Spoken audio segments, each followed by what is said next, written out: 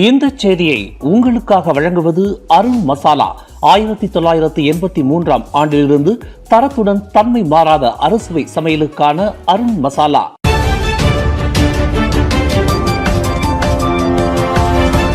வணக்கம். திசைகளின் ஒரு மணி செய்திகள். பஞ்சாப் குண்டுவெடிப்பில் இந்தியாவால் தேடப்பட்டு வந்த இருவரை நாடு கடத்திய மலேசியா. புக்கிட் அமான் சிறப்பு நடவடிக்கை.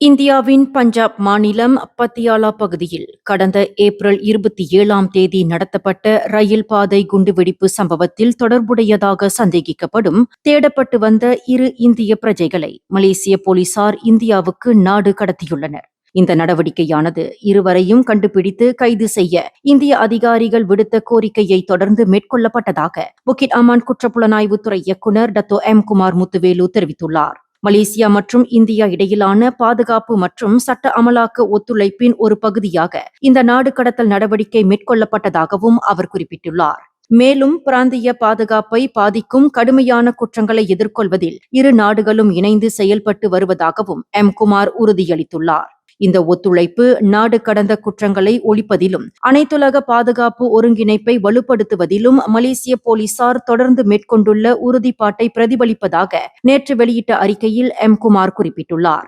அதேவேளையில் சட்டத்திலிருந்து தப்பித்து ஓடும் குற்றவாளிகளுக்கு மலேசியா ஒருபோதும் பாதுகாப்பான புகலிடமாக இருக்க அனுமதிக்கப்படாது என்றும் அவர் திட்டவட்டமாக தெரிவித்துள்ளார்.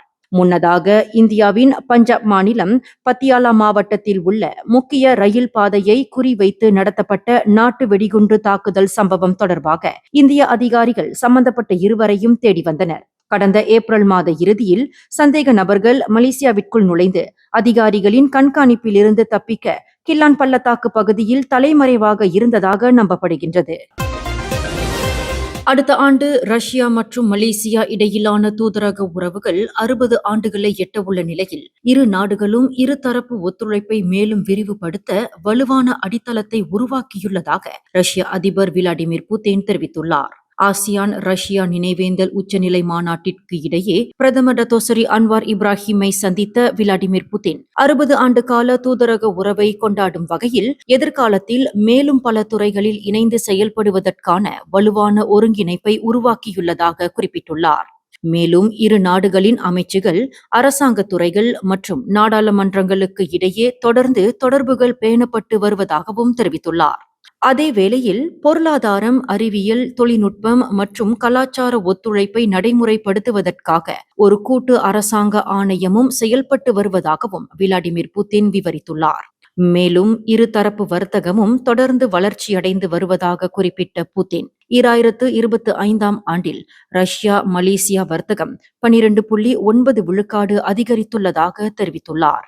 அத்துடன் கல்வி, அறிவியல், தொழில்நுட்பம், சுற்றுலா மற்றும் மனிதநேய உறவுகள் உள்ளிட்ட துறைகளில் மலேசியாவுடன் இணைந்து செயல்பட ரஷ்யா முக்கியத்துவம் அளித்து வருவதாகவும் அவர் குறிப்பிட்டுள்ளார். ஜொஹூரில் பரிசான் நேஷனல் கூட்டணி தனது வேட்பாளர்கள் மற்றும் தொகுதி ஒதுக்கீடுகளில் குறைந்தது 80 விழுக்காடு பணிகளை ஏற்கனவே முடிவு செய்துவிட்டதாகவும் மீதமுள்ள அனைத்தையும் அடுத்த வாரத்திற்குள் நிறைவு செய்யும் முயற்சியில் இருப்பதாகவும் அம்மாநில இடைக்கால மந்திரி பசார் டத்தோ ஒன் ஹாஃபிஸ் காசி தெரிவித்துள்ளார். மேலும் வேட்பாளர்களாக தேர்வு செய்யப்படாதவர்கள் இது தங்களது அரசியல் பயணத்தின் முடிவு அல்ல என்பதை புரிந்து கொள்ள வேண்டும் என்றும் அவர் அறிவுறுத்தியுள்ளார். இதற்கு பிறகும் அவர்களுக்கு பல்வேறு பொறுப்புகள் வழங்கப்படலாம் என்பதை சுட்டிக்காட்டியுள்ள ஆன் ஹாஃபிஸ், அவர்கள் நாடாளுமன்ற உறுப்பினர்களாகவோ கட்சியின் தேர்தல் இயந்திரத்தில் முக்கிய பொறுப்புகளை ஏற்பவர்களாகவோ தேர்ந்தெடுக்கப்படலாம் என்றும் குறிப்பிட்டுள்ளார். அதேவேளையில் இருக்கைகள் குறைவாக இருப்பதால் மற்ற கட்சிகளைப் போலவே நாமும் தொடர்ந்து கட்சிக்காக போராடி கட்சியை வெற்றி பெற செய்ய வேண்டும். காரணம், இறுதி இலக்கு மக்களுக்கு சேவை செய்வதே என்றும் ஆன் ஹாஃபிஸ் தெரிவித்துள்ளார். புக்கிட் ஜாலிலில் உள்ள தேசிய ஸ்குவாஷ் மையத்தை மேம்படுத்தும் ஏலம் தொடர்பாக 1 மில்லியன் ரிங்கெட்டிற்கும் மேற்பட்ட 7 ஊழல் குற்றச்சாட்டுகளையும் மலேசிய விளையாட்டு அரங்கத்தின் தலைமை செயல் அதிகாரி இல்யாஸ் ஜாமில் இன்று கோலாலம்பூர் செஷன்ஸ் நீதிமன்றத்தில் மறுத்து விசாரணை கோரியுள்ளார். 42 வயதான அவர் நீதிபதி சுசானா ஹுசேன் முன்னிலையில் இன்று குற்றப்பத்திரிகை வாசிக்கப்பட்ட போது அதனை மறுத்து தாம் குற்றமற்றவர் என வாதிட்டார். இந்த 7 குற்றச்சாட்டுகளும் மலேசிய ஊழல் தடுப்பு ஆணைய சட்டம் 2009 பிரிவு 16AB கீழ் பதிவு செய்யப்பட்டுள்ளன. இந்த குற்றங்களுக்கு அதே சட்டப்பிரிவு 24(1) கீழ் தண்டனை வழங்கப்படலாம். மேலும் இலியாஸ் ஜாமில் மீது சுமத்தப்பட்ட முதல் குற்றச்சாட்டின்படி தேசிய ஸ்குவாஷ் மையத்தின் விளையாட்டு மைதானங்கள் மற்றும் விளையாட்டு வசதிகளை மேம்படுத்தும் 8.73 மில்லியன் ரிங்கிட் மதிப்பிலான திட்டத்திற்கான ஏலத்தை ஏரோலாக்ஸ் பவர் கன்ஸ்ட்ரக்ஷன் சென்ட்ரம்பர்ஹாட் நிறுவனத்திற்கு வழங்குவதற்காக ஒப்பந்ததாரரான யாப் யூ குயின் என்பவரிடம் இருந்து 10,05,000 ரிங்கிட் லஞ்சம் கோரியதாக குற்றம் சாட்டப்பட்டுள்ளது. இச்சம்பவமானது கடந்த பிப்ரவரி 24ஆம் தேதி சரிபட்டாலிங்கில் உள்ள மலேசிய விளையாட்டு அரங்க அலுவலகத்தில் நடைபெற்றதாக கூறப்படுகின்றது. மீதமுள்ள 6 குற்றச்சாட்டுகளில் அதே திட்டத்துடன் தொடர்புடைய சலுகையை வழங்கும் நோக்கில் கடந்த பிப்ரவரி 25 முதல் ஏப்ரல் 13ஆம் தேதி வரை 7 தனித்தனி பரிவர்த்தனைகள் மூலம் யாப் யூ குயினிடம் இருந்து மொத்தம் 4,50,000 ரிங்கிட் லஞ்சமாக பெற்றதாக இலியாஸ் ஜாமில் மீது குற்றம் சாட்டப்பட்டுள்ளது. இந்த பண பரிவர்த்தனைகள் சரிபட்டாலிங்கில் உள்ள PSM அலுவலகத்திலும் பெவிலியன் புக்கிட் ஜாலில் பகுதியில் உள்ள ஓர் உணவகத்திலும் நடந்ததாக கூறப்படுகின்றது. தனது புதிய கட்சியான பார்ட்டி வவாசான் நகாரா வெறும் பெயர் மாற்றத்திற்கு மட்டுமே உட்பட்டுள்ளதால் அதன் சட்டப்பூர்வ தன்மை குறித்த கேள்விகள் எழக்கூடாது என்று அக்கட்சியின் தலைவரும் லாரோட் நாடாளுமன்ற உறுப்பினருமான ஹம்சா ஜைனுடின் தெரிவித்துள்ளார். தாம் ஏற்கனவே உள்ள கட்சி ஒன்றுக்கு பொறுப்பேற்று அதன் பெயரை மட்டுமே மாற்றியுள்ளதாக நேற்று இரவு எதிர்க்கட்சி நாடாளுமன்ற உறுப்பினர்களுடனான கூட்டத்தில் கலந்து கொண்ட பிறகு ஹம்சா செய்தியாளர்களிடம் தெரிவித்துள்ளார். கடந்த ஜூன் 13ஆம் தேதி வவாசான் கட்சியை தொடங்கியதாக அறிவித்த அவர் அப்பெயரை பாஸ் கட்சியின் தலைவர் அப்துல் ஹடி அவாங் வழங்கியதாகவும் குறிப்பிட்டுள்ளார். இந்நிலையில் பார்ட்டி வவாசான் நகாரா என்ற பெயரில் புதிய அரசியல் கட்சியை அமைப்பதற்கான எந்த ஓர் அதிகாரப்பூர்வ விண்ணப்பமும் இதுவரை கிடைக்கவில்லை என்று சங்கங்களின் பதிவிலாக்காவான ROS தலைமை இயக்குனர் ஜுல்ஃபிகார் அஹ்மத் நேற்று வெளியிட்ட அறிவிப்பை அடுத்து ஹம்சா இந்த அறிவிப்பை வெளியிட்டுள்ளார்.